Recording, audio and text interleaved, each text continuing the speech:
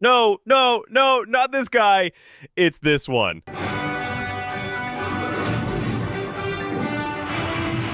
Oh, yeah. Marvel has given us two versions of the Human Torch who couldn't be more different. Chris Evans in Fantastic Four 2005 and Joseph Quinn in the Fantastic Four 2025. But why is it that fans look back on Chris Evans' Johnny Storm with so much love, while Joseph Quinn's version is already facing skepticism and doubt even before the movie has fully settled into public opinion? I'm going to break this down into four big reasons, and by the end you'll see exactly why Chris Evans' Human Torch is still the gold standard for this character.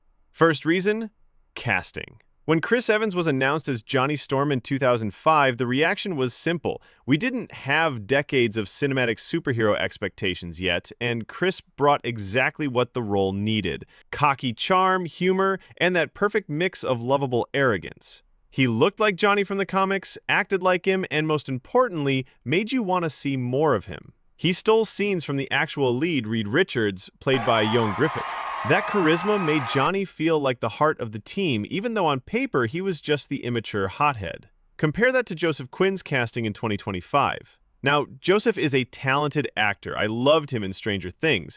But when Marvel announced him as Johnny, the reaction was split. Some said he could nail the humor and attitude. Others thought he lacked the physical presence and sheer energy that Chris Evans had. It's not Joseph's fault entirely. Times have changed. The MCU now carries the weight of 15-plus years of fan expectations, and every casting choice is dissected by millions online. In 2005, fans didn't expect Evans to carry the entire franchise, but in 2025, Quinn has to not only match Evans, but also be the face of the Human Torch for a new MCU era. The pressure is huge.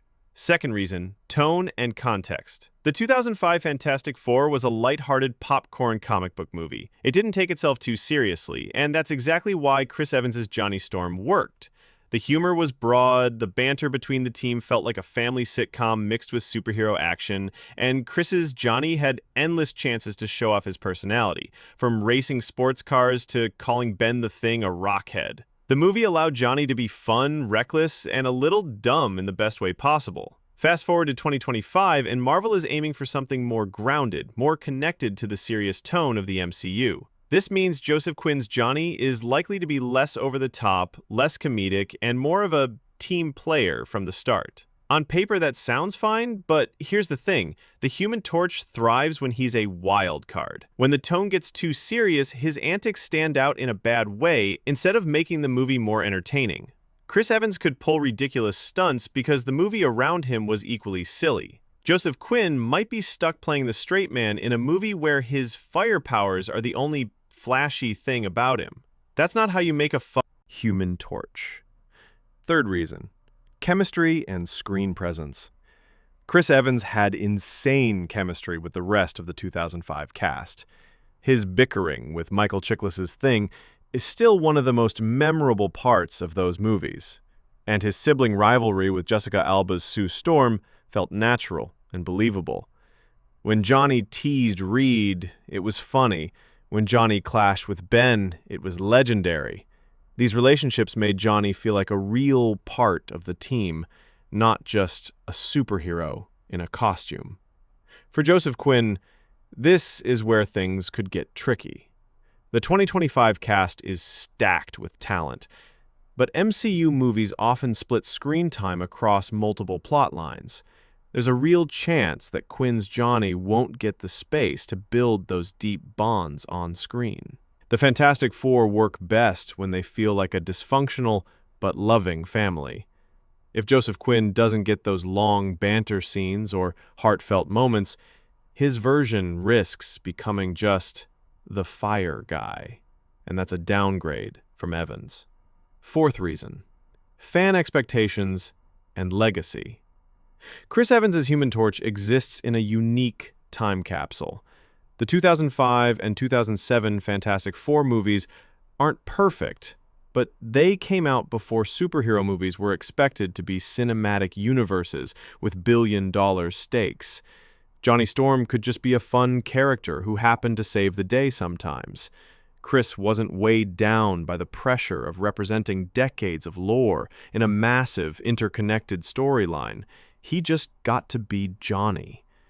But Joseph Quinn's Johnny is stepping into a Marvel Studios machine, where every character is judged on how they fit into the grand multiverse plan. Fans are going to compare him to not only Evans, but also every other quippy MCU hero, from Tony Stark to Star-Lord. And here's the kicker. Chris Evans later became Captain America, one of the most beloved MCU characters ever. So now, every time fans see his Human Torch, they can't help but smile at the "before he was Cap" energy. It's nostalgic, it's charming, and it makes people forget the flaws of the old movies. Joseph Quinn doesn't get that benefit of nostalgia yet. If his movie underdelivers, or his Johnny feels underwritten, the internet will eat him alive. And that's the difference. Chris Evans's Human Torch is remembered with affection because he was the right actor at the right time in the right kind of movie. Joseph Quinn might be a great Johnny Storm, but the deck is stacked against him.